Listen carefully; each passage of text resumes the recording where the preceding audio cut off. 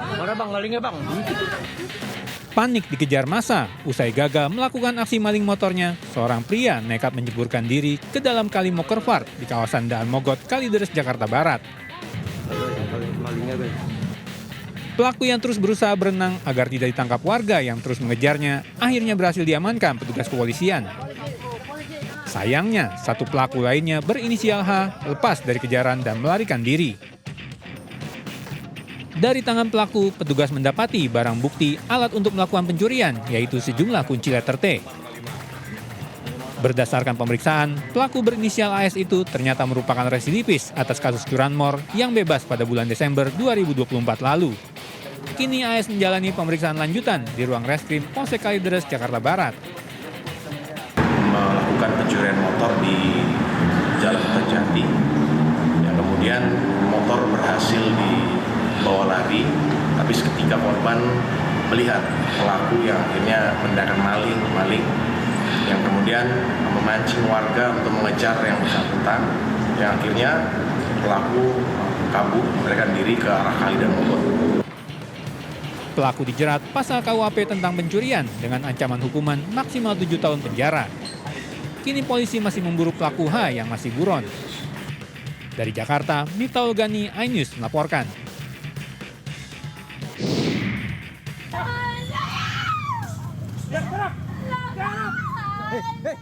Anggota Satreskrim Polres Bangkalan membekuk MH, DPO kasus curanmor yang terjun ke sungai saat hendak ditangkap di depan RSUD Bangkalan, Jawa Timur.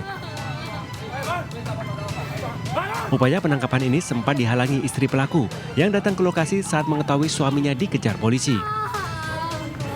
Kasus terungkap setelah aksinya mencuri sepeda elektrik, terekam kamera pengawas di Kelurahan Kraton, Kabupaten Bangkalan pada Januari lalu.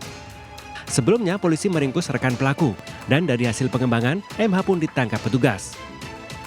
Kepada polisi, tersangka yang sudah 2 kali masuk penjara ini mengaku beraksi di sejumlah TKP di Bangkalan bermodalkan kunci letter T. Kemudian kasus curanmor di tahun 2023 dengan vonis 2,5 tahun menjalani hukuman 1,5 tahun, baru keluar Januari 2025 kemarin.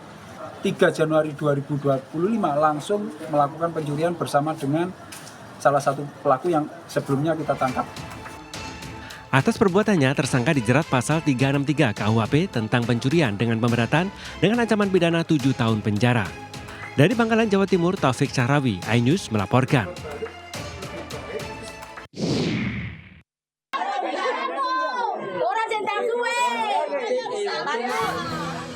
AN, seorang ibu rumah tangga, menjadi bulan-bulanan warga Batu Merah Dalam, Sirimau, Kota Ambon, Maluku setelah kepergok mencuri di salah satu rumah warga. AN tertangkap basah saat menyelinap masuk di salah satu rumah warga Batu Merah Dalam pada dini hari untuk mencuri kesekian kalinya. Warga berhasil menangkap pelaku kemudian mengikatnya menggunakan tali rapia. Pelaku langsung dihakimi oleh warga sekitar yang geram atas aksinya tersebut. Saat diinterogasi warga, pelaku mengakui perbuatannya mencuri di komplek tersebut dan telah dilakukan lebih dari 1 kali. Aksinya dilakukan setiap dini hari saat warga tertidur pulas.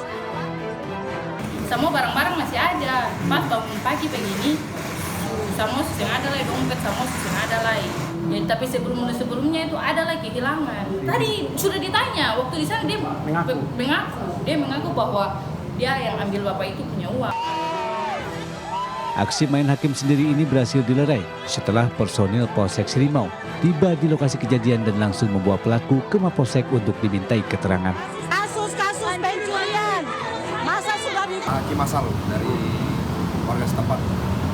Mungkin itu yang Korbannya? Korban pencurian, Pak? untuk korban dari warga Batu Merah, Pak.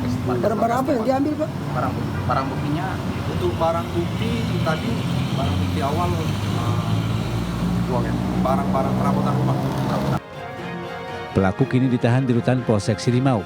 Polisi juga telah melakukan penyelidikan lantaran sejumlah barang bukti hasil curian telah dijual ke beberapa penadah.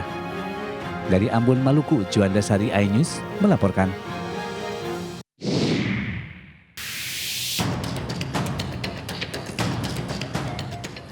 Sepasang suami istri berinisial N dan E yang diduga menganiaya anak kandungnya sendiri hingga meninggal dunia ditangkap Satreskrim Polres Jakarta Selatan.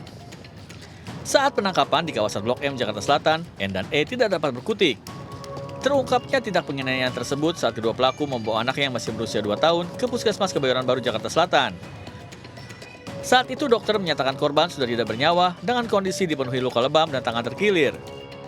Ada beberapa saksi yang sudah dimintai keterangan, yang memang juga dari hasil keterangan saksi mengarah bahwa itu ada tindak kekerasan.